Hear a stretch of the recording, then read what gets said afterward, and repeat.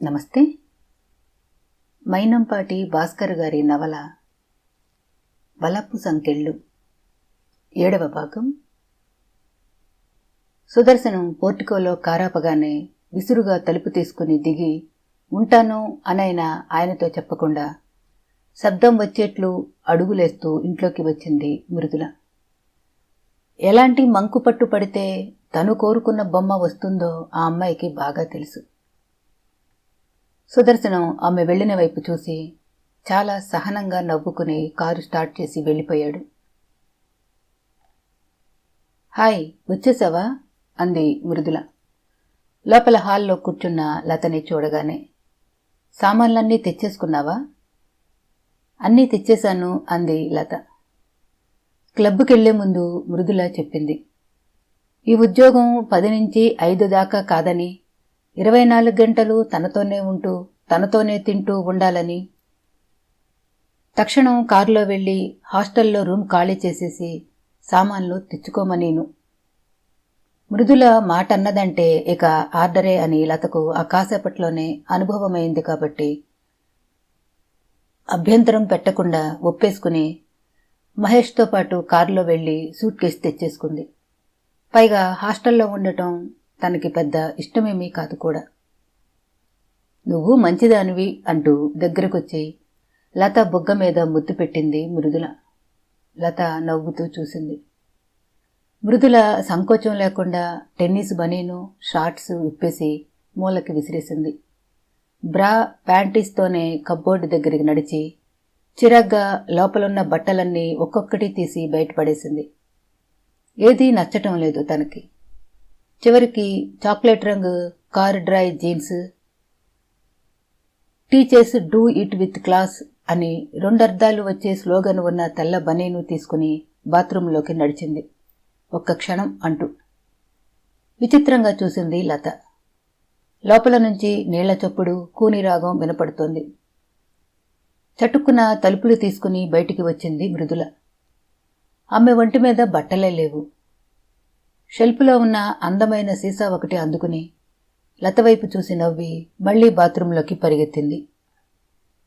తెల్లబోయింది లత. బొత్తిగా బిడియం లేదు ఈ అమ్మాయికి. ఆడపిల్లల దగ్గర అంతగా సిగ్గుపడరు, నిజమే. కానీ మరీ కొత్త వాళ్ల దగ్గర అలా ఉండటమే మోడ్రన్ పద్ధతేమో అనుకుంది లత. మృదుల స్నానం చేసి వచ్చింది. ఆహ్లాదభరితంగా ఉన్న సోప్ వాసన గదంతా వ్యాపించింది. రాములు తలుపు తట్టి రా అని మృదుల అన్న తర్వాత గడగడలాడుతూ లోపలికొచ్చి ట్రే టీపాయ్ మీద పెట్టాడు. 2 కప్పుల్లో బోర్నవీటా ఉంది. ఒక్క గుక్క మాత్రమే తాగి మిగతాది వదిలేసింది మృదుల. స్టీరియోలో డిస్కో మ్యూజిక్ పెడతాను, డాన్స్ చేద్దామా అంది కుతూహలంగా లతని చూస్తూ. ఏమిటి అంది లత ఆశ్చర్యంగా. డాన్సా? బావుంది. నేనెవరిని అనుకుంటున్నారు? నేను మామూలు మధ్యతరగతి అమ్మాయిని. కూచిపూడి డాన్స్ కూడా నేనెప్పుడూ సినిమాల్లో తప్ప చూడలేదు. వింతగా చూసింది మృదుల.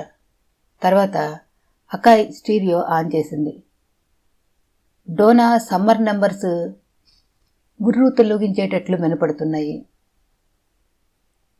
కాసేపు చిటుకలేస్తూ విన్నది మృదుల. ఆ తర్వాత నిలవలేకపోయింది. లేచి నిలబడి వెనక్కి ముందుకి అడుగులు వేస్తూ కదలసాగింది. ఆమె పద్ధతులు చూస్తే 18 ఏళ్ల యువతి శరీరంలో 14 ఏళ్ల బాలిక ఉన్నట్లు అనిపించింది లతకు. నవ్వుతూ చూస్తూ ఉండిపోయింది. డాన్స్ చేస్తూనే లత దగ్గరికి వచ్చి ఆమెను భుజాలు పట్టుకు లేవతీయటానికి ప్రయత్నించింది. లత ఇబ్బందిగా చూస్తే నవ్వుతూ జరిగిపోయింది మృదుల. కాసేపు డాన్స్ చేసిన తర్వాత హఠాత్తుగా స్టీరియో ఆపేసి కూర్చుండిపోయి బోరుగా ఉంది కదూ అంది. జవాబు చెప్పలేదు లత. సగటు మనుషులకి రోజు గడవటమే భారంగా ఉందనిపిస్తే ఇలా డబ్బున్న వాళ్లకి కాలం గడవక బోరుగా ఉందనిపిస్తుందేమో. రా, మా ఇల్లు చూపిస్తాను అంటూ దారి తీసింది మృదుల. అప్పుడే ఆ అమ్మాయి తనని ఏకవచనంలో సంబోధించటం గమనించింది లత. యాజమాన్య దర్పమా? అలాంటి దర్పం చూపిస్తే తను సహించదు. తను కూడా ఏకవచనంలో సంబోధిస్తే ఊరుకుంటుందా ఈ అమ్మాయి? సరే పద అని మృదుల మొహంలోకి చూసింది. ఆమె అనుకున్నట్లు మృదులకి కోపం రాలేదు. దట్స్ రైట్, నన్ను నువ్వు అనే పిలువు, ఐ లైక్ ఇట్ అంది. లత తేలిగ్గా ఊపిరి పీల్చుకుంది. మంచిదే ఈ అమ్మాయి. పెద్ద పెద్ద గదులు 10 ఉన్నాయి ఆ ఇంటిలో. పొడుగాటి కారిడార్లు ఉన్నాయి. 3 కారు గ్యారేజీలు, ఇంటి వెనుక చిన్న స్విమ్మింగ్ పూల్, కాంపౌండ్ వాల్ని ఆనుకుని బొమ్మరిళ్లలా ఉండిన సర్వెంట్ క్వార్టర్స్. మేడ మీద ఇంకా బాగుంటుంది. అంతా తాండూరు బ్లూ స్టోన్తో కట్టారు. కానీ మనం వెళ్ళకూడదు అంది మృదుల. ఎందుకని? మేడ మీద నాన్నగారుంటారు. మేడ మీదకి వెళ్లే మెట్లు ఎక్కువ వాడకంలో ఉన్నట్లు కనిపించలేదు. వెడల్పుగా ఉండిన కొయ్య మెట్లవి. మెట్ల ల్యాండింగ్ మీద బూజు కనపడుతుంది. 12ంటికి భోజనం చేశారు. ఉప్పు కారాలు తక్కువగా ఉన్న వంట. బీట్రూట్ కూర, పొట్లకాయ పెరుగు పచ్చడి. తర్వాత ఫ్రిడ్జ్లోంచి అప్పుడే గదిలో ఉండిన మ్యాగజైన్లు తిరిగేస్తూ ఉండిపోయింది లత. హఠాత్తుగా వీపు మీద ఏదో గుచ్చినట్లయింది. చేతులెత్తు. లత గాబరాగా వెనక్కి తిరిగింది. మృదుల నిలబడి ఉంది. దొంగల రాణికి ఉన్నట్లు కళ్ళకి నల్లటి గంతలు. చేతిలో పిస్టల్ లేదు. వేళ్లనే పిస్టల్లా పెట్టి లత వీపుకి ఆనించింది. ఒక్క సెకండ్ అలాగే ఉంచి తర్వాత మాస్క్ తీసేసి లత కళ్లల్లో భావం చూసి నవ్వింది. నేను రివాల్వర్ రాణినో కళావర్ రాణినో అనుకుంటున్నావా? ఉత్త ప్రాక్టికల్ జోక్ అంతే. నిద్రపోయేటప్పుడు కళ్ల మీద వెలుగు పడకుండా పెట్టుకునే మాస్క్ ఇది.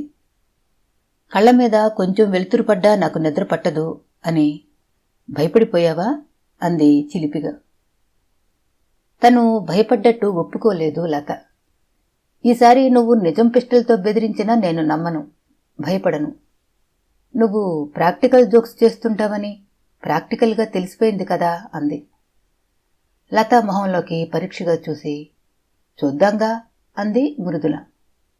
లత పందానికి ఒప్పుకుంటున్నట్లు సరదాగా తల ఊపింది. కాసేపు నిద్రపోతావా అంది మృదుల. పగటి నిద్ర నాకు అలవాటు లేదు. అయితే నేను నిద్రపోతాను అంటూనే మంచం మీద వాలిపోయి తర్వాత కాళ్ళు పైకెత్తి పాదాలతోనే శాండిల్స్ కుండిన బెల్ట్ తొలగించి వాటిని తన్నేసి పక్కకు దొర్లి పడుకుని కొద్ది నిమిషాల్లోనే నిద్రలోకి జారిపోయిందామె. సుకుమారంగా ఉన్న ఆమె అందాన్ని, అపురూపంగా ఉన్న ఆమె భంగిమను చూస్తూ అలాగే ఉండిపోయింది లత. ఆ తర్వాత తనకు తెలియకుండానే తలవాల్చేసి కలత నిద్రలోకి జారిపోయింది. అలిసిపోయిన ఒళ్ళు, కళ్ళు నిద్రకి లొంగిపోయాయి. లతకి నిద్ర పట్టిన తర్వాత మృదుల లేచి మాస్క్ తీసేసి శబ్దం కాకుండా అల్మారా దగ్గరకు వెళ్ళి ఏదో తీసుకుని తర్వాత లత వైపు అడుగులేయటం మొదలెట్టింది. ఆమె మొహం ఇప్పుడు సీరియస్గా ఉంది. మృదుల రేనాల్డ్ కారుని రాముల చేత కడిగించి మెటల్ పాలిష్ పూసి తళతళలాడేలా బట్టతో రుద్ది తృప్తిగా చూస్తూ నిలబడ్డాడు శ్రీమంత్.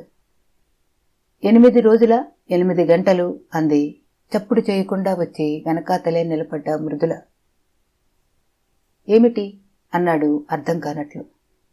అదే ఐ లవ్ యూ అని నువ్వు నాకు చెప్పటానికి ఇంకా 8 రోజుల 8 గంటల 15 నిమిషాలే మిగిలి ఉంది. 15 రోజులు గడువులో 6 రోజుల 15 గంటల 45 నిమిషాలు గడిచిపోయాయి. శ్రీమంత్, రోజులే కాదు గంటలు నిమిషాలు కూడా లెక్క పెడుతున్నాను నేను. శ్రీమంత్ ఆ అమ్మాయిని తదేకంగా చూశాడు. నువ్వు పిచ్చిదానివి మృదుల. అవునవును అని మృదుల వెక్కిరింపుగా, తర్వాత తదేకంగా అతన్ని చూస్తూ, శ్రీమంత్, ఐ లవ్ యూ. నేను నిన్ను ప్రేమిస్తున్నాను. మై తుమ్సే ప్యార్ కర్ రహా హూం. శ్రీమంత్, నేను నిన్ను ప్రేమిస్తున్నాను అనడానికి ఫ్రెంచ్లో ఏమంటారు, జర్మన్లో ఏమంటారు? ఫ్రెంచ్లో, జర్మన్లో, రష్యన్లో స్లావిక్ భాషలన్నిటిలోనూ, స్కాండేనేవియన్ భాషలన్నిటిలో, లాటిన్ అమెరికన్ భాషలన్నిటిలో కూడా I love you Srimanth, I love you, I love Srimanth, I love Srimanth అని పెద్దగా చెప్పి నా ప్రేమను ప్రపంచానికంతా చాటించాలని ఉంది. నవ్వాడు శ్రీమంత్. ప్రపంచానికంతా చెప్పేయాలని ఉంది గాని ఇంటిలో చెప్పటమే కష్టంగా ఉంది అందామే కొద్దిగా నీరసంగా. పెద్దగా నవ్వుతూ కారును చరిచాడు శ్రీమంత్. నీకంతా నవ్వుగానే ఉంటుందిలే. శ్రీమంత్కి ఆపుకెళ్ళనంత నవ్వొస్తోంది. అబ్బా, ఎందుకో ఆ విరగబాటు. అయినా ఇవాళేమిటి ఖుషీగా ఉన్నావు? కారణం ఉంది అంటూ శ్రీమంత్ కారు ముందు సీటు మీద పెట్టి ఉన్న న్యూస్ పేపర్ తీసి ఒక వార్తని చూపిస్తూ చదువు అన్నాడు. చదివింది మృదుల. కొద్ది రోజుల క్రితం బొంబాయి హైదరాబాద్ రోడ్డు మీద దుండగులచే కాల్పులకు గురైన నాథూరాం అనే పోలీస్ కానిస్టేబుల్ ఇంకా అపస్మారక స్థితిలోనే ఉన్నాడు. కానీ గండం గడిచిందని, అతను బతికి ఆరోగ్యవంతుడయ్యే అవకాశం చాలా ఉందని డాక్టర్లు అభిప్రాయపడుతున్నట్లు పోలీస్ కమిషనర్ పత్రికా ప్రకటనలో తెలియపరిచారు. కాల్పులు జరిపిన వారి ఆచూకీ ఇంకా తెలియలేదని, అయితే కొన్ని వివరాలు కనుక్కున్నామని, వాటి సహాయంతో అతి త్వరలోనే నేరస్తులను అరెస్టు చేయగలమని, ఆ వివరాలు ఇప్పుడు బయటపెట్టడం మంచిది కాదని తెలియజేశారు. గుండెల నిండా గాలి పీల్చుకుంది మృదుల. ఆ కానిస్టేబుల్ బతికి బయటపడితే నేను హంతకుడిని కాదన్నమాట అన్నాడు శ్రీమంత్. అవును, కానీ కొన్ని వివరాలు ఏవో తెలిసాయంటున్నారే, ఏమై ఉంటాయి? చూపుడు వేలుతో పెదముల మీద రాసుకుంటూ ఆలోచించాడు శ్రీమంత్. తర్వాత నిర్లక్ష్యంగా భుజాలెగరేసి, ఏమన్నా కాని పట్టుబడినా కానిస్టేబుల్ని కాల్చినందుకు జైల్లో పెడతారు గాని చంపినందుకు ఉరి తీసే ప్రశ్న ఉండదుగా, పర్వాలేదు, జైలు వాతావరణం నాకు కొత్త కాదు అన్నాడు. నవ్వుతూ పెదములు బిగించి అతన్ని వీపు మీద కొట్టింది మృదుల. భూకంపం వచ్చి పాదాల కింద భూమి పగిలిపోతున్నా భయపడవు. నువ్వు హీరోవి Srimanth, you are my hero అంది అతన్ని ఆపాదమస్తకం చూస్తూ. ఆ పక్కనే ఉన్న న్యూస్ ఐటెం కూడా చదువు అన్నాడు శ్రీమంత్. చూసింది. అపురూపమైన పురాతన శిల్పం మాయం. బెంగుళూరు. హంపీకి దగ్గరగా ఉన్న ఒక దేవాలయంలో పంచలోహాలతో చేసిన నటరాజ శిల్పం కొద్ది రోజుల క్రితం మాయమైంది. దీని ఖరీదు దాదాపు 3 లక్షల రూపాయలు ఉంటుందని నిపుణుల అంచనా. ఇటీవల కాలంలో అపురూపమైన భారతీయ శిల్పాలు కూడా సంగ్రహించబడటం పాఠకులకు విదితమే. అంతర్జాతీయ సంబంధాలు కల ఒక శక్తివంతమైన ముఠ ఈ దొంగతనాలు చేస్తోందని పురాతత్వ పరిశోధన శాఖ, పోలీసు శాఖ, కస్టమ్స్ శాఖ అభిప్రాయపడుతున్నాయి. ప్రస్తుతం సంగ్రహించబడ్డ నటరాజ విగ్రహం ఇటలీలోని సిసిలియన్ గ్యాంగ్ మెంబర్ల సహాయంతో అమెరికాకు తరలించబడిందని, అమెరికన్ మిలియనీర్ షెర్వుడ్ $1,00,000 అంటే దాదాపు 8 లక్షల రూపాయలు చెల్లించి ఇటీవల స్వంతం చేసుకున్న విగ్రహం బహుశా ఇదే అయి ఉండవచ్చని అంతర్జాతీయ పోలీసు సంస్థ ఇంటర్పోల్ భావిస్తోంది. హంపీ ట్రిప్పులో తమతో పాటు వచ్చిన ఇటాలియన్ యువకుడు, జర్మన్ అమ్మాయి, అతను ఒక్కడే ఎటో వెళ్లి క్యాన్వాస్ బ్యాగు మోసుకుంటూ వచ్చి దాన్ని లగేజ్ కంపార్ట్మెంట్లో పెట్టడం అన్నీ గుర్తొచ్చాయి శ్రీమంత్కి. పేపర్ చూస్తూ అలాగే ఉండిపోయింది మృదుల. దొంగలు దొంగల్ని నమ్మొచ్చు, చెప్పు, ఇందులో మన కట్టి ఎంత అన్నాడు శ్రీమంత్. ఇది చాలా బావుంది అని తలూపింది మృదుల. వెంటనే మాట మార్చేస్తూ, ఈ రివాల్వర్ కాస్త తుడిచిపెట్టు అంటూ స్కర్టు జేబులో నుంచి ఒక వెస్సన్ రివాల్వర్ తీసి శ్రీమంత్కి అందించింది. అంతలో ఇంట్లో నుంచి కేక. అమ్మో అని స్త్రీ కంఠం. ఆ కేక వేసిందెవరు అన్నాడు శ్రీమంత్ తీక్షణంగా చూస్తూ. నా సెక్రటరీ. ఎందుకు అరిచింది? Practical joke. ప్రాక్టికల్ జోకా? అవును, అంతలా కేక పెడుతుందనుకోలేదు. My God. చాలా సహనంగా ఆమె వైపు చూశాడు శ్రీమంత్. ఆమె చేతిలో రివాల్వర్ తీసుకుని బాగా తుడిచి కొద్దిగా ఆయిలేసి శుభ్రపరిచి మళ్ళీ బుల్లెట్స్ అందులో వేశాడు. మృదుల దగ్గరికి నడిచి ఆమె తల మీద ఉన్న క్యాప్ అందుకుని గాల్లోకి విసిరి రివాల్వర్తో దాన్ని కాల్చాడు. అది కింద పడకుండానే మళ్లీ కాల్చాడు. మళ్లీ మళ్లీ మళ్లీ తునకలై కింద పడిపోయింది క్యాప్. రివాల్వర్కి సైలెన్సర్ ఉంది. ఎక్కువ శబ్దం రావటం లేదు. గుళ్ళు కాల్చినప్పుడల్లా థప్ థప్ అని మాత్రమే శబ్దం వచ్చింది. గ్రేట్ అంది మృదుల. రివాల్వర్ ఆమెకు అందించాడు శ్రీమంత్. వెంటనే అందుకోలేదామె. కర్చీఫ్ తీసి దానితో జాగ్రత్తగా తీసుకుంది రివాల్వర్ని. శ్రీమంత్ అనుమానంగా చూశాడు. దొరికిపోయిన దొంగని చూసి నవ్వినట్లు నవ్విందామె. ఏమిటి? నేను పిచ్చిదాన్నన్నావు. నువ్వే పిచ్చివాడివయ్యావిప్పుడు. ఎలా? ఈ రివాల్వర్ బాగా తుడిచావా? అంటే దానిమీద నా వేలిముద్రలు లేవన్నమాటేగా? నీ వేలిముద్రలే ఉన్నాయన్నమాట. అయితే ఇంకా సరిగ్గా బాచి చూసుకుందామే. ఇంకా సరిగ్గా 8 రోజుల 7 గంటల 45 నిమిషాలలోగా ఐ లవ్ యూ అని చెప్పకపోతే ఈ రివాల్వర్తో నేనే కాల్ చేసుకుని చచ్చిపోతాను. రివాల్వర్ మీద నీ వేలిముద్రలు ఉంటాయి. అప్పుడవుతుంది అబ్బాయి గారి పని. మృదులా, నువ్వు హీరోవి కావచ్చు, కానీ నేను చాలా మొండిదాన్ని. నువ్వు నన్ను చేసుకోకపోతే చచ్చి సాధిస్తాను అంటూ వెనక్కి తిరిగి లావుపాటి జడ పిరుదుల మీద ఊగుతుంటే పరిగెత్తుకు వెళ్ళింది మృదుల.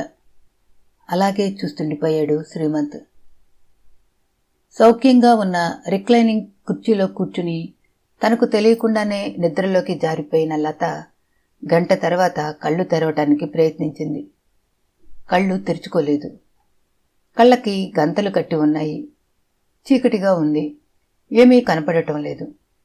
అప్పుడే నిద్ర లేవటం వల్ల పూర్తిగా మెలకువరాక ఏమి జరిగింది ఏమీ అర్థం కావటం లేదు. ముచ్చెమటలు పోశాయి లతకు. చేతులు కళ్ళకి అడ్డంగా ఉన్న గంతలను తొలగించటానికి ప్రయత్నించాయి. గంతలు ఊడి వచ్చాయి. నిద్రపోయేటప్పుడు మృదుల పెట్టుకునే మాస్క్ అది. తనకెవరు పెట్టారు? తన వైపు చూసుకుంది లత. గుండెల దగ్గర తడి తడి అనిపించింది. చేతితో తుడుచుకుంది. ఎర్రగా అయ్యాయి. చేతులు జిగటగా అయిపోయాయి. రక్తం. అప్రయత్నంగా కేకపెట్టింది లత. తర్వాత నిదానంగా చూసుకుంటే ఏడవాలో నవ్వాలో అర్థం కాలేదు. లేచి ఆ గదికే అటాచ్డ్గా ఉన్న బాత్రూంలోకి నడిచింది. రొమ్ము మీద ఉన్నది రక్తం కాదు, టమోటా కెచప్. కడిగేసుకుని బయటకు వస్తుంటే మృదుల ఎదురయ్యింది. ఆమె మొహంలో విజయగర్వంతో కూడిన చిరునవ్వు. నువ్వు నిజం పిస్టల్ చూపించినా బెదిరిపోను అంది వెక్కిరింపుగా లత గొంతుని అనుకరిస్తూ. పెద్ద గొప్పలు చెబితివే, టమాటా కెచప్ చూసి బెదిరిపోయావా? ఇలాంటి అల్లరి నాకిష్టం లేదు. లత కళ్ళల్లో సీరియస్నెస్ చూసి మృదుల కొంచెం తగ్గింది. ఐఎమ్ సారీ అంది కాన్వెంట్ ఉచ్చారణతో. మృదులా అని పిలుపు వినపడింది హాల్లో నుంచి. వస్తున్నా అంకుల్. లత, నువ్వు కూడా రా అందామె. ఎలా ఉంది లత అన్నాడు సుదర్శనం. ఒంట్లో బాగానే ఉంది కానీ అని ఆగి మృదుల చేసిన మా వద్దా అని ఆలోచించి చెప్పకూడదని నిశ్చయించుకుంది లత. సుదర్శనం పొద్దున సాయంత్రం కూడా అక్కడికి రావటం ఆమెకి చిత్రంగా కనపడింది. ఎవరికి ట్రీట్ చేస్తాడాయన? అసలు మృదుల తండ్రి కనపడడేం? ఆయన దగ్గరికి ఎవరూ ఎందుకని వెళ్ళకూడదు? ముగ్గురు హాల్లో కూర్చోగానే రాములు ట్రేలో వేడిగా ఉన్న కట్లెట్లు, కాఫీ తెచ్చిపెట్టాడు. ఈ ఉద్యోగంలో నా డ్యూటీలు ఏమిటి అంది లత. ఫలానివే డ్యూటీలు అని చెప్పటం కన్నా ఈ ఇంట్లో మనిషిగా కలిసిపోయి అందరి అవసరాలు కనిపెట్టి ఉండటం నీ బాధ్యత అనుకుంటే చాలు. పేపర్ వర్క్ ఎక్కువగా ఉండదు అంది మృదుల. లత నవ్వుతూ చూసింది. చాలా బాగుంది ఇక్కడ. కానీ తనకి అంతుపట్టనిదల్లా ఒక్కటే. మృదుల తండ్రి ఉన్న చోటికి ఎవరూ ఎందుకెళ్లకూడదు? ఆయన్ని చూస్తే అంత భయమా అందరికీ? విసుగనిపించి ఆ ఆలోచన వదిలేసింది లత. ఇంట్లో మనిషిలా కలిసిపోయి అందరి అవసరాలు కనిపెట్టి ఉండటం తన ఉద్యోగమట. అంటే నువ్వు సెక్రటరీ కమ్ గవర్నెస్ కమ్ పని మనిషి కమ్ నా ఫ్రెండ్వి అన్నమాట అంది మృదుల. అందుకు 2000 జీతం. Good God. రాములు వచ్చాడు అటువైపు. నీ పేరేమిటి అంది లత అతనితో చనువుగా. రాములమ్మా. రాములు, వెళ్ళి అగ్గిపెట్టి తీసుకురా. రాముల జేబులోనే అగ్గిపెట్టి ఉంది. దాన్ని అతను అందరి ముందు తీయటానికి సాహసించక 4 అడుగులేసి పక్క గదిలోకి వెళ్లి జేబులోని అగ్గిపెట్టె తీసి పట్టుకొచ్చాడు. అయ్యగారికివ్వు అంది లత. వాట్ అని ఆశ్చర్యపోయి, నాకు అగ్గిపెట్టె కావాలని నీకెలా తెలుసు అన్నాడు సుదర్శనం. ఇందాకటి నుంచి చూస్తున్నాను. మీరు మాట్లాడుతూనే సిగరెట్ ప్యాకెట్ చేతిలో పట్టుకుని అప్రయత్నంగానే అగ్గిపెట్టె కోసం వెతుక్కుంటున్నారు. అవసరాలు గమనిస్తున్నాను అంది నవ్వుతూ. చప్పట్లు కొట్టింది మృదుల. సుదర్శనం ఆమె వైపు తదేకంగా చూశాడు. ఆయన కళ్లల్లో దయ, మెప్పుదల కనపడుతున్నాయి. తోటి మనిషి అవసరాలు గుర్తించే హృదయమున్న వాళ్లు మంచి నర్సులు అవుతారు లత. మృదుల నిన్ను తన దగ్గర అపాయింట్ చేసేసుకుంది గాని, లేకపోతే నా నర్సింగ్ హోంలో మంచి జాబ్ ఇచ్చేవాడిని. ఇప్పటికైనా మించిపోయింది లేదు. మృదుల ఎప్పుడన్నా నీతో పోట్లాడితే స్ట్రైట్గా నా దగ్గరికి వచ్చాయి అన్నాడు. అంకుల్ అంది మృదుల కోపం నటిస్తూ. సుదర్శనం తల వెనక్కి వాల్చి నవ్వాడు. మీరు అగ్గిపెట్టి కోసం వెతుకుతున్నట్లు నేను గమనించనే లేదు. కాని లత గమనించింది. అస్పష్టంగా కనపడుతూ కనపడకుండా ఉండే విషయాల్ని గమనించేవాళ్లు మంచి డిటెక్టివ్లు కూడా అవుతారు. డేంజరే అంది మృదుల అదోలా లతని చూస్తూ. నువ్వు పెర్రీ మాసన్ నవల్స్ మరీ ఎక్కువగా చదువుతున్నట్లున్నావు అన్నాడు సుదర్శనం సరదాగా. మృదుల మూతి విరిచింది. ఆ రోజు రాత్రి ప్లేట్లో భోజనం పెట్టుకుని మేడ మీదకెళుతోంది మృదుల. మీ నాన్నగారికా అంది లత. అవును. నేనిచ్చిరానా? వద్దన్నట్లు తలూపింది. నేను తప్ప మరెవ్వరెళ్ళినా డేంజరు. ఉలిక్కిపడింది లత. డేంజరా? అదేమిటి? చెప్పాలా వద్దా అన్నట్లు ఆలోచించింది మృదుల. తర్వాత ఒక నిశ్చయానికి వచ్చినట్లు, నువ్వు ఇక నుంచి మా ఇంటిలో ఒకదాని కింద లెక్క. నీతో చెప్పక తప్పదేమో. మా నాన్నగారికి పిచ్చి. ఆ పిచ్చి తిరగబెట్టినప్పుడు ఆయన చాలా క్రూరంగా ప్రవర్తించగలరు. ఎప్పుడూ పొరపాటున కూడా మేడ మీదకెళ్లకు అంది. అలాగా అంది లత సానుభూతిగా చూస్తూ. అయితే అదన్నమాట మిస్టరీ. ప్లీజ్, ఇది మా ఇంటి రహస్యం. ఎవరితో చెప్పొద్దు. చాచా, నేనెందుకు చెప్తాను? మృదుల మేడ మీదకెళ్ళింది. 2 నిమిషాల తర్వాత ప్లేటు విసురుగా కింద పడిన శబ్దం. గాజు గ్లాసు నేలని తాకి ముక్కలైన చప్పుడు. మృదుల త్వరగా కిందకి దిగి వచ్చింది. ఏమైంది అంది లత ఆదుర్దగా. ఏమీ కాలేదు అందామే టవల్తో మొహానికి పట్టిన చెమట తుడుచుకుంటూ. త్వరగా మెట్లు దిగి రావటం వల్ల ఆమెకు శ్వాస అందటం లేదు. ఆశ్చర్యంగా చూస్తుండిపోయింది లత. శ్రీమంత్ తల క్రిందులైపోతున్నాడు.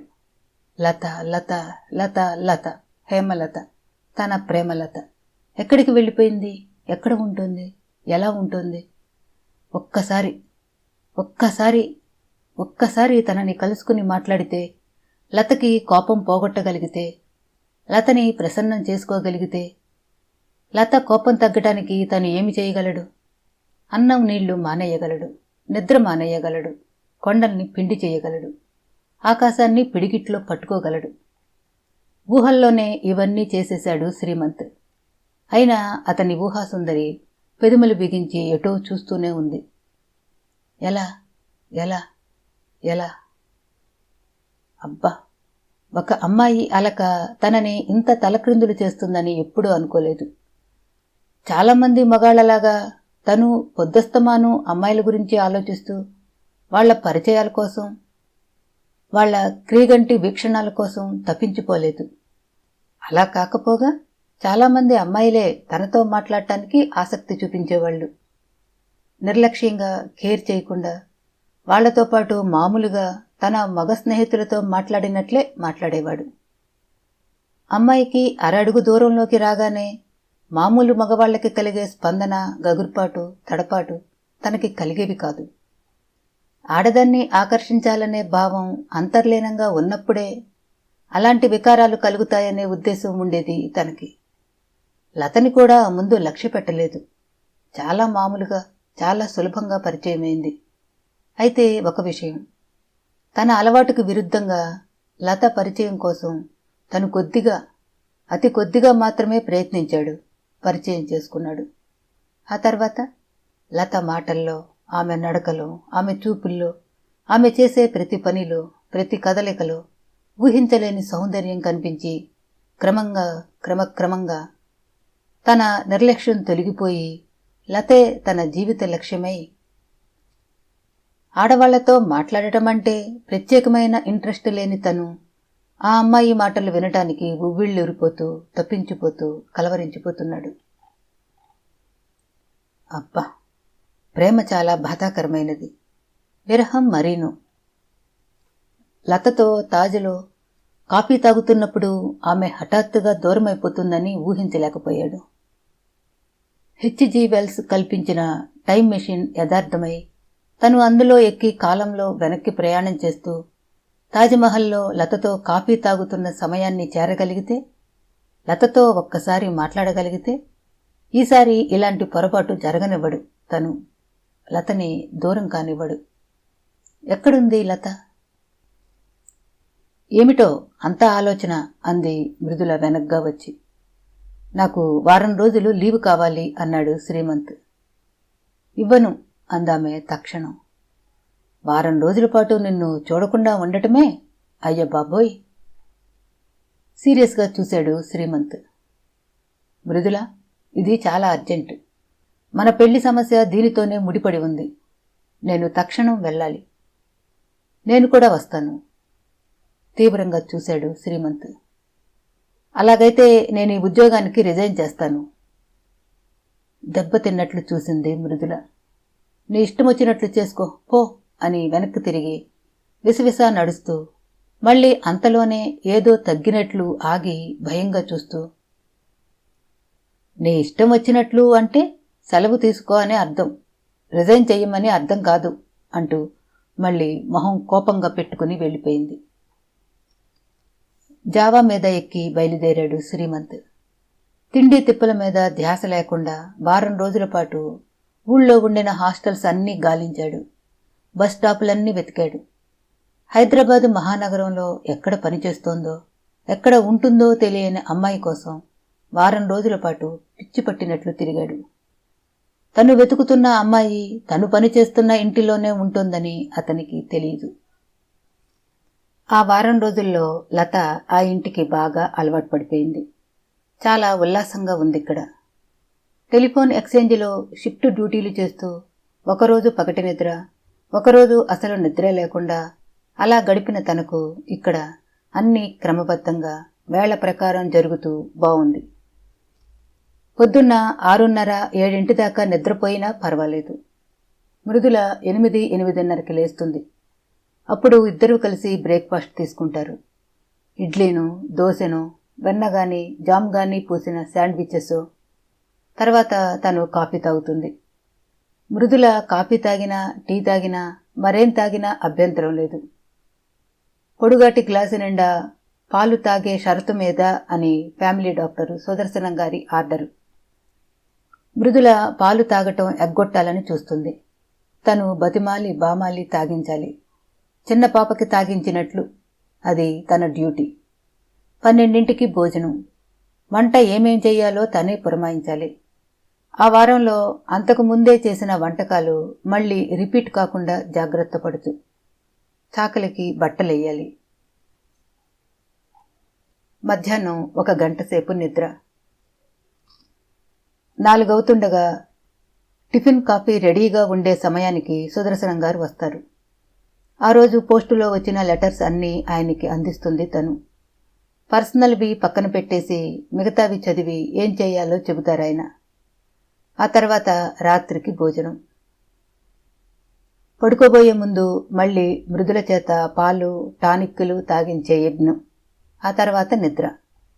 ఈ పనులన్నీ ఒక ఎత్తు అయితే మృదులతో కబుర్లు చెప్పటం, తనతో కార్డ్స్ ఆడటం, ఆ అమ్మాయి కొనుక్కున్న కొత్త టేపులు స్టీరియోలో పెట్టి హిస్టీరియా అరుపుల్లాంటి వెస్ట్రన్ మ్యూజిక్ వినటం, తనతో మ్యాట్నీలు, ఆమె అలకలు తీర్చటం, ఈ పనులన్నీ మరో ఎత్తు. ఇవాళ తను నిద్ర లేచేసరికి మృదుల కనపడలేదు. హఠాత్తుగా ఎక్కడికో వెళ్ళిపోయింది తనతో చెప్పకుండా. మృదుల ఇంటిలో లేకపోతే తుఫాను వెలిసినట్లుంటుంది. బోలెడంత తీరిక తనకు. చాలాసేపు మ్యాగజైన్లు చదివింది లత. అవన్నీ ఫ్యాషన్ మ్యాగజైన్లు, ఓగ్, మైలేడీ లాంటివి. సరికొత్త యూరోపియన్ ఫ్యాషన్లు, అమెరికన్ ఫ్యాషన్లను గురించి రాసి ఉన్నాయి అందులో. అందంగా చీరలు మాత్రమే కట్టుకునే లతకి ఆ పుస్తకాలంతగా నచ్చలేదు. దృష్టి వాటి మీద నిలవటం లేదు. ఇంకో పుస్తకం అందుకుంది. ఇంటిని అధునాతనంగా కళాత్మకంగా అలంకరించుకోవటం ఎలాగో ఇంటీరియర్ డెకరేషన్తో ప్రపంచంలో కొత్త కొత్త పోకడలేమిటో ఎప్పటికప్పుడు తెలియపరిచే మ్యాగజైన్ అది. లతలోని స్త్రీ హృదయం అవి చదవగానే ఉరకలు వేసింది. ఇంటిని అందంగా తీర్చిదిద్దటం ఏ అమ్మాయికి ఇష్టముండదు? ఇన్నాళ్ళు తను ఉన్న ఇళ్ళు అన్నీ కూడా అందంగా ఉంచుకునే అవకాశం లేనివే. గదిన్నర పోర్షన్లు మాత్రమే అవి. చాలా కష్టపడి ఇంటిని అసహ్యంగా లేకుండా మాత్రమే ఉంచుకోవడానికి వీలయ్యేది అక్కడ. ఇక్కడ ఇది మహారాజా ప్రాసాదంలాగా ఉంది. ఇలాంటి బంగళాలో ఉండాలని తనెప్పుడూ కలలు కనకపోయినా అదుగో ఆ కాంపౌండ్ వాలుని ఆనుకుని అందమైన బొమ్మరిళ్లలా ఉన్నాయి అవుట్ హౌసులు, నౌకర్లుండే 2 గదుల శుభ్రమైన ఇళ్ళు. అలాంటి దానిలో శ్రీమంతుతో కలిసి బతికేయాలని మాత్రం దురాశపడింది తను. అవును, దురాశే. ఆ మాత్రం కోరిక కూడా తీరేటట్లు లేదు. శ్రీమంత్, శ్రీమంత్, ఎక్కడున్నావు? శ్రీమంత్ ఆ క్షణంలో ఆ అవుట్ హౌస్లోనే కూర్చుని సిగరెట్ మీద సిగరెట్ కాల్చేస్తూ లతను గురించిన ఆలోచనలతో తల బద్దలు కొట్టుకుంటున్నాడని లతకు తెలీదు. ఆ పుస్తకంలో అర్థమయ్యి కాకుండా ఉన్న సూచనలను గుర్తుకు తెచ్చుకుంటూ ఫర్నిచర్ ఏది ఎటు జరిపి పెడితే బావుంటుందో అంచనా వేస్తోంది లత. అప్పుడు ఏమిటది? తీక్షణంగా చూసింది లత. రక్తపు చుక్కలు. లతకి ఒక్క క్షణం గుండె లయ తప్పింది. రక్తంతో చుక్కలు చుక్కలుగా దారి సూచిస్తున్నట్లు మెట్ల మీదకు వెళ్ళి ఒక్కొక్క మెట్టు మీద ఒక్కొక్క చుక్క. అప్రయత్నంగా మేడ మెట్లు ఎక్కటం మొదలెట్టింది లత. గుండె దడదడలాడుతుంది. మెట్లు చివరిదాకా ఎక్కిన తర్వాత అక్కడ ల్యాండింగ్ మీద చిక్కటి రక్తం అరచేతి మేర డాగులా పడి ఉంది. స్తంభించిపోయింది లత. వెంటనే ఆమెకు మృదుల గుర్తొచ్చింది. ఎక్కడుంది మృదుల?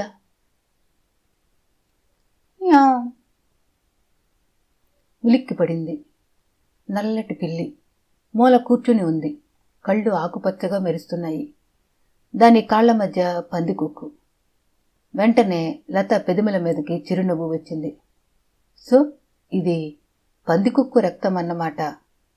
పమిట కుంగుతో నుదుటి మీద పట్టిన చెమట తుడుచుకుంది. అంది పిల్లి గొంతులో కోపం పెంచి, ఇక దయచేయి అన్నట్లు. వెనక్కు తిరగబోయింది లత. మృదులా? ఊపిరాగిపోయినట్లయింది లతకు. ఆ గదిలోంచి ఎవరో పిలుస్తున్నారు. మృదులా? ఇంకాస్త గట్టిగా ప్రాధేయపూర్వకంగా ఉంది ఆ కంఠస్వరం. గది తలుపులు బయట నుంచి గుళ్ళెం పెట్టి ఉన్నాయి. ఆయన బయటికి రావటం వీల్లేకుండానేమో. మృదులా? ఈసారి దీనంగా వినపడింది గొంతు. ప్రపంచంలోని దిగులంతా ఆ గొంతులోనే గూడు కట్టుకుని ఉన్నట్లు అనిపించింది. అపారమైన సానుభూతి కలిగింది లతకు. తలుపు తీద్దామా అని కూడా అనిపించింది. తలుపు తీస్తే ఏం చేస్తాడాయన? మీద పడి రక్కుతాడా? పిచ్చి తిరగబెడితే ఆయన చాలా క్రూరంగా ప్రవర్తించగలరు. మృదుల హెచ్చరిక గుర్తుకు వచ్చింది. మృదుల, తలుపు తీ, ప్లీజ్, లోపలికి రా. గుండెలు పిండేసినట్లయి వెనక్కి తిరిగి త్వరగా నడుస్తూ కిందకి వచ్చేసింది లత. రాముల్ని పిలిచి తడిగుడ్డతో ఆ రక్తపు మరకలు తుడిచేసి డెట్టాల్ చల్లమన్నది. పోర్టికోలో కారు ఆగింది. ఎర్రటి అమెరికన్ జార్జెట్ చీర, అదే రంగు జాకెట్టు వేసుకున్న మృదుల హాల్లోకి ప్రవేశించింది. ఆ ఎర్రటి ఎరుపు షాకింగ్గా కనపడింది లతకి. రక్తంలో ముంచి తీసినట్లుగా భయంకరమైన అందంతో కనపడుతోంది మృదుల డ్రెస్సు. ఇప్పుడామె మొహంలో చిలిపితనం లేదు, సీరియస్నెస్ ఉంది. హాల్లోకి రాగానే నడుముపై చెయ్యి పెట్టుకుని ఆశ్చర్యంగా 4 వైపులా చూసింది. ఇల్లంతా సర్దేస్తున్నావేమిటి? అవును, ఏమీ తోచడం లేదు అంది లత. అప్పుడు గమనించింది మృదుల చేతికుండిన గాయం. బ్యాండేజీ కూడా రక్తంతో ఎర్రగా తడిసి ఉంది. ఆ గాయమేమిటి? ఏమైంది? అంది లత ఆదుర్దాగా. మృదుల తడబడింది. తర్వాత నవ్వేసి, ఒకతన్ని బెదిరించడానికి బ్లేడుతో చేతి మీద ఘాటు పెట్టుకున్నాను అంది. ఎవరిని బెదిరించడానికి? అంది లత ఆశ్చర్యంగా. ఎవరినో బెదిరించడానికి తను చెయ్యి కోసుకోవడమేమిటి? నమ్మేటట్లు ఉందా ఇది? నువ్వెవరినైనా ప్రేమించావా? అంది మృదుల. లత మొహం పక్కకు తిప్పుకుంది. శ్రీమంత్ని ప్రేమించాను అనుకుంది మనసులో. పోనీ ఎవరన్నా నిన్ను ప్రేమించారా? అంది మృదుల వదలకుండా. శ్రీమంత్ ప్రేమించానంటాడు. నిజమో కాదో తెలియదు అనుకుంది మనసులో. పైకి మాత్రం ఏమీ మాట్లాడలేదు. లేదా? అయితే నీకు చెప్పి లాభం లేదు అంటూ లోపలికి నడిచింది. అర్ధరాత్రి హఠాత్తుగా ఎందుకో మెలకువ వచ్చింది లతకు. ఎందుకు మెలకువ వచ్చిందో కాసేపు అర్థం కాలేదు. అలాగే కళ్ళు తెరుచుకుని పడుకుంది కాసేపు. మళ్లీ వినపడింది ఆ శబ్దం. లారీనో బస్సో ఒక్క 10 అడుగులు కదిలి మళ్లీ ఆగినట్లు వింటోంది లత. మళ్లీ కొద్దిగా కదిలి ఆగింది. తర్వాత రివర్స్ గేరులో కొద్దిగా వెనక్కు తిరిగింది. పక్క మీద లేచి కూర్చుని మృదుల మంచం వైపు చూసింది లత. మంచం మీద ఆమె లేదు. బాత్రూంకెళ్ళిందా? లేచి నిలబడి స్విచ్ వేసింది లత. లైటు వెలగటం లేదు. కరెంటు లేదేమో. తడుముకుంటూ బయటికి నడిచింది లత. గది పక్కనుంచే సన్నటి కారిడార్ ఉంది. అది తోటలోకి దారి తీస్తుంది.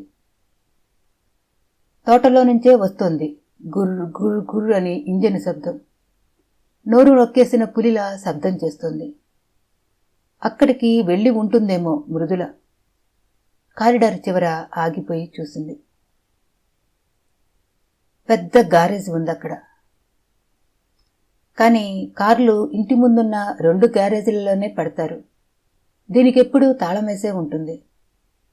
పొడుగ్గా ఉన్న బస్సుని ముందుకి వెనక్కి పోనిస్తూ సరిగ్గా గ్యారేజ్ ముందర ఆపారు. ఇంజిన్ శబ్దం ఆగిపోయింది. అస్పష్టంగా కనపడుతున్న 2 వ్యక్తులు దిగారు అందులో నుంచి. బస్సు వెనక్కి వెళ్లి లగేజ్ కంపార్ట్మెంట్ తెరిచారు. పెద్ద గోతం లాంటిది దింపి భారంగా మోస్తూ గ్యారేజీలో పెట్టారు. ఇంత అర్ధరాత్రి ఏం చేస్తున్నారు? మృదుల అక్కడే ఉందా అని ఆలోచిస్తోంది లత.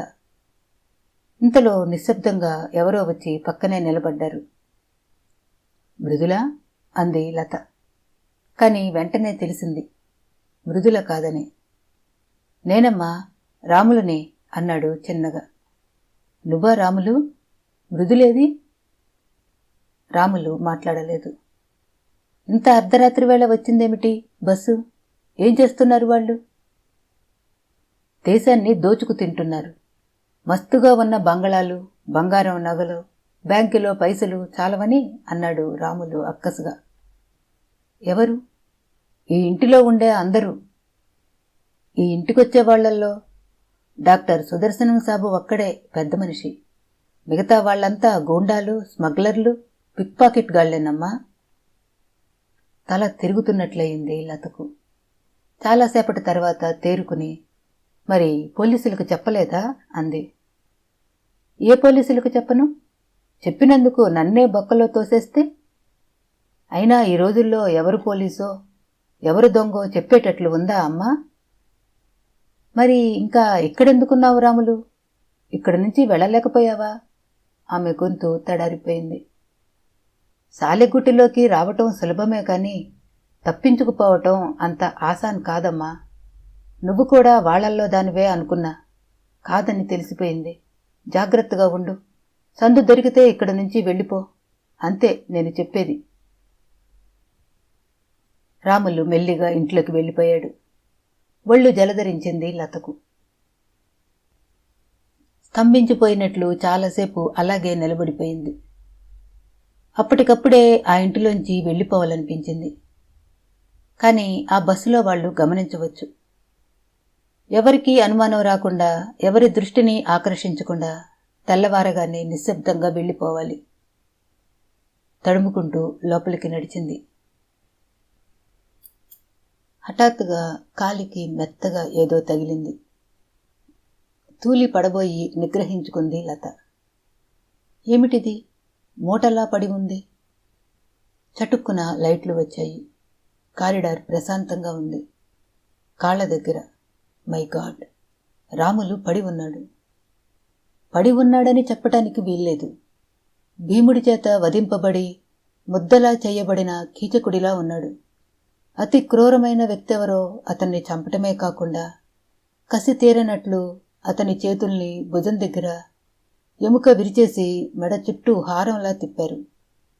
కాళ్ళు తొడ ఎముక దగ్గర విరిచేసి ఒకటి పొట్టం మీద నుంచి మొహం మీదకు, ఒకటి కింద నుంచి తల మీదకు వచ్చేట్లు వంచారు. ఉండలా పడున్నాడు రాములు. అతని మొహంలో దుర్భరమైన బాధ తాలూకు ఎక్స్ప్రెషన్ స్టిల్ ఫోటోలా అలాగే ఉండిపోయింది.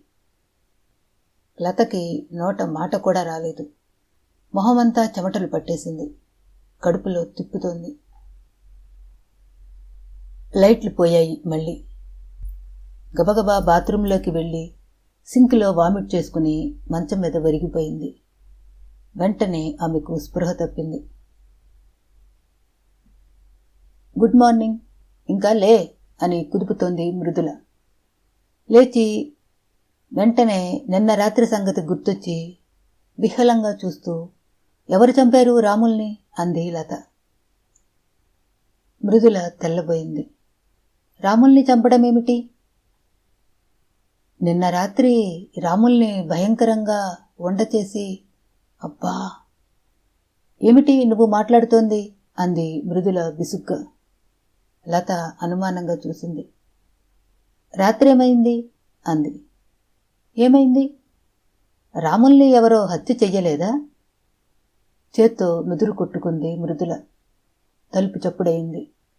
రా అంది మృదుల.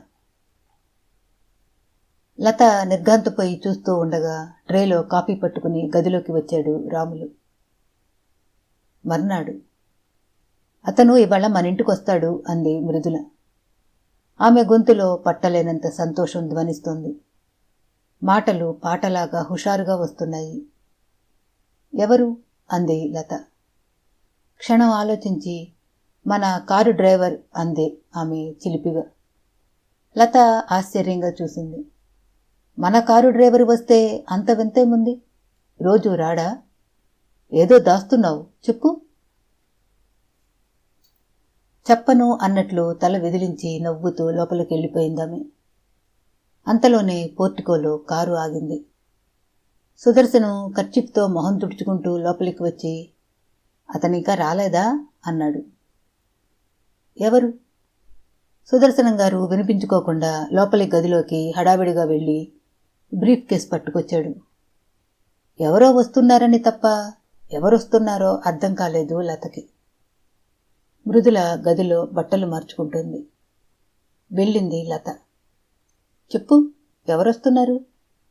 మన డ్రైవర్ అని చెప్పలేదు. సరిగ్గా చెబితే చెప్పు, లేకపోతే లేదు అంది లత చిరుకోపంగా. ఎవరొస్తున్నారా? ఇవాళ మన ఇంటికి సోషలిజం వస్తుంది. కనుబొమ్మలు ముడేసి చూస్తోంది లత. అంటే మన డ్రైవర్ వచ్చి డ్రాయింగ్ రూంలో సోఫాలో కూర్చుంటే మనం కాఫీ ఇచ్చి మర్యాదలు చేస్తామన్నమాట. Equality, fraternity and liberty. Latha పెదములు బిగబట్టి చూస్తూ వెనక్కి తిరిగింది. చెయ్యి పట్టుకుని ఆపేసింది మృదుల. వినకుండా వెళ్ళిపోతావేం? నీకు పిచ్చి పట్టింది. ఒకదానితో ఒకటి సంబంధం లేకుండా ఏదేదో చెబుతున్నావు. అవును, నాకు పిచ్చి పట్టింది, ప్రేమ పిచ్చి అంటూ తన తలని చూపించి దానికి స్క్రూ లూజ్ అయిపోయింది అంది. లత పరీక్షగా చూస్తోంది. స్క్రూ లూజ్ అయితే దేనితో బిగిస్తారు? స్క్రూ డ్రైవర్తో. అది మన డ్రైవర్కి బాగా చేతనవును.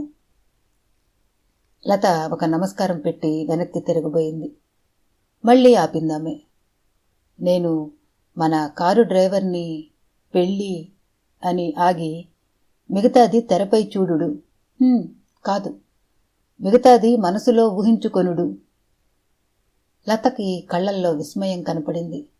మృదుల తన కారు డ్రైవర్ని పెళ్లి చేసుకుంటోందా? ఎందుకు? అంత మంచివాడా? అంత బావుంటాడా? కళ్ళెగరేసి నవ్వుతూ కంగ్రాట్స్ అంది లత. తర్వాత ఎలా ఉంటాడు అంది వెక్కిరింపుగా చూస్తూ. పేషెన్స్ తినబోతూ రుచి అడగటం ఎందుకు అంటూ బయటికి వెళ్ళిపోయింది మృదుల. నవ్వుతూ వంటింట్లోకి నడిచి కాఫీ కలిపే ప్రయత్నంలో మునిగిపోయింది లత. ఇంతలో హాల్లోకి ఎవరో వచ్చిన అలికిడి. నమస్కారం. నమస్తే, కమాన్ కూర్చో అంటున్నాడు సుదర్శనం. తర్వాత చిన్నగా మాటలు. అంకుల్ అంటూ గారభంగా మృదుల బెదిరింపు. పెద్దగా నవ్వాడాయన. మృదుల, నువ్వు లోపలికి వెళ్ళి కాఫీ సంగతి చూడు. ఏం, మీరిద్దరూ రహస్యాలు మాట్లాడుకోవాలా అంటూ లోపలికొచ్చేసింది మృదుల. ప్లేట్లలో చిప్సు, పకోడీలు, క్యాడ్బరీ ఎక్లైర్స్, కేకులు సర్ది ఇచ్చింది లత. ఇవి వాళ్ళ దగ్గర పెట్టు, తీరిగ్గా వాళ్ళు ఫినిష్ చేసిన తర్వాత కాఫీ ఇవ్వచ్చు అంది లత. మృదుల అవి అందుకుని కూనిరాగం తీస్తూ వెళ్లి హాల్లో టీపాయ్ మీద పెట్టి తోటలోకి వెళ్లి అసహనంగా పచార్లు చేయటం మొదలెట్టింది. పరీక్ష రిజల్ట్స్ ఇంకాసేపట్లో వస్తాయంటే విద్యార్థుల మనసు ఎంత ఉద్వేగంతో ఉంటుందో అంత ఉద్వేగంగా ఉంది ఆమె మనసు. అతను ఏం నిశ్చయించుకున్నాడో తను ముందరే కలుసుకుని అడగలేదు. అతని తిరస్కారం తను భరించలేదు. అందుకే ఈ టైంకి డాక్టర్ అంకుల్ని కూడా రమ్మంది. ఆయన చాలా రోజులు ఆలోచించి పెళ్లికి తనకేమీ అభ్యంతరం లేదన్నారు. కావాలంటే తనే నాన్నగారికి, శ్రీమంతికి కూడా నచ్చ చెబుతానన్నారు. మనుషులంతా ఒక్కటే అన్నారు. అంతస్తులనే మాటకి అర్థం లేదన్నారు. ఆయన కూడా పక్కనే ఉంటే శ్రీమంత్ తనని చేసుకోనని చెప్పడానికి సాహసిస్తాడా? Never, never, never. కాలికి అడ్డమొచ్చిన గులకరాయిని విసురుగా తన్ని అబ్బా అంటూ పాదాన్ని పట్టుకుంది మృదుల. హాల్లో సిగరెట్ అంటించి శ్రీమంత్కి ఆఫర్ చేశాడు సుదర్శనం. మర్యాద ప్రకటిస్తూ వద్దన్నాడు శ్రీమంత్. సో నువ్వు పోస్ట్ గ్రాడ్యుయేట్వి అన్నమాట తలూపాడు శ్రీమంత్. ఆయన విచారంగా అన్నాడు. అలా ఉంది దేశం. చదివిన చదువుకి చేసే ఉద్యోగానికి పొంతనుండదు, అవునా? భుజాలెగరేశాడు శ్రీమంత్.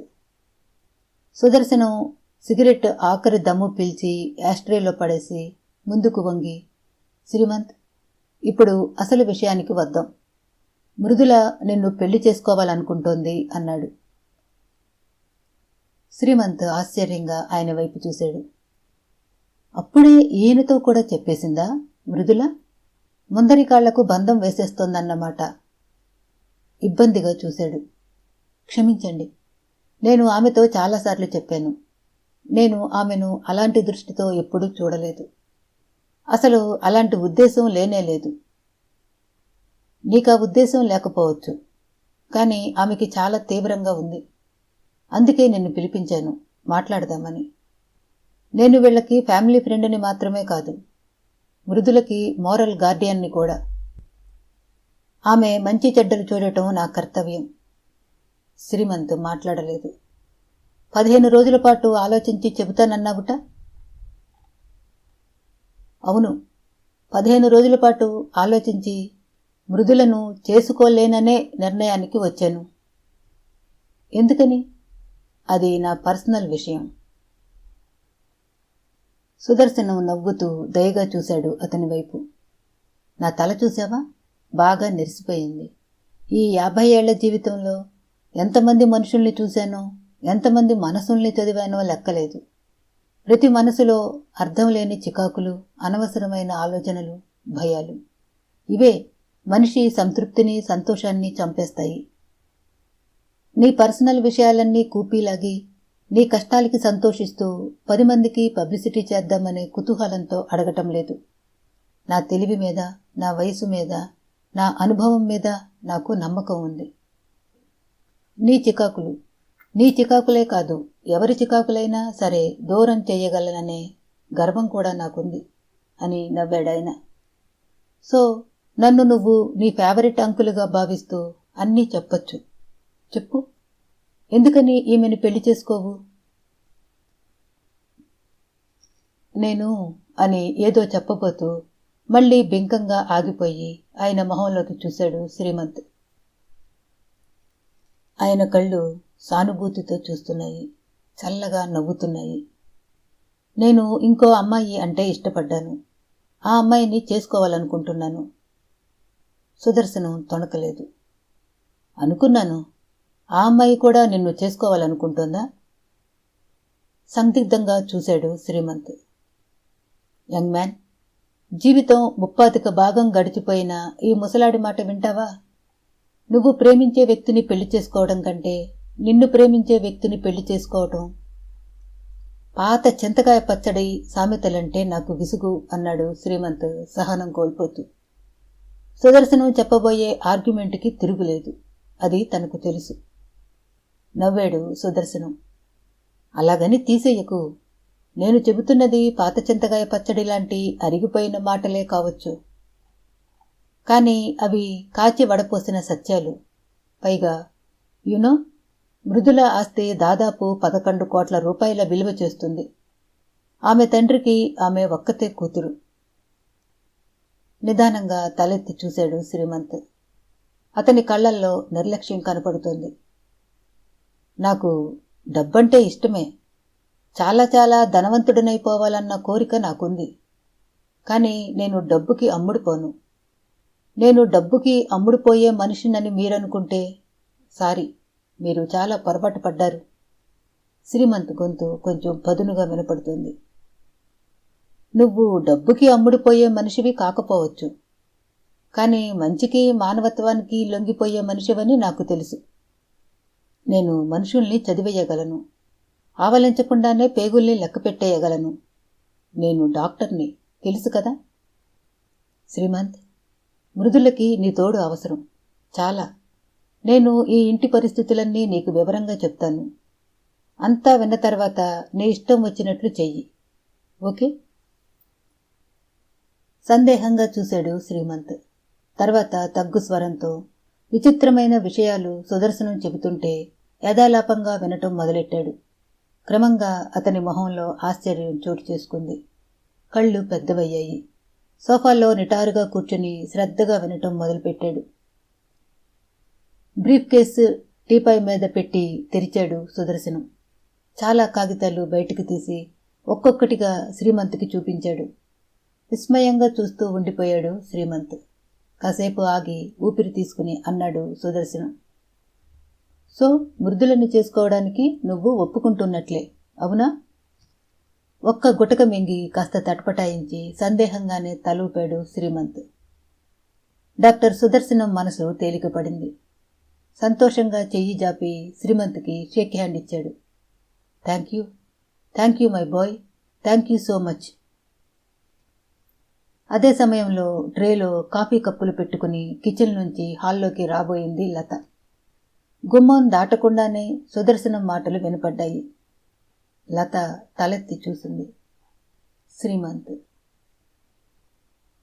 చేతులు వణికాయి. ట్రేలో కప్పులు ప్లేట్లు గజగజలాడాయి. శ్రీమంత్. వలపు సంకెళ్ళు నవల 7వ భాగం సమాప్తం. మళ్ళీ కలుద్దాం. సెలవు.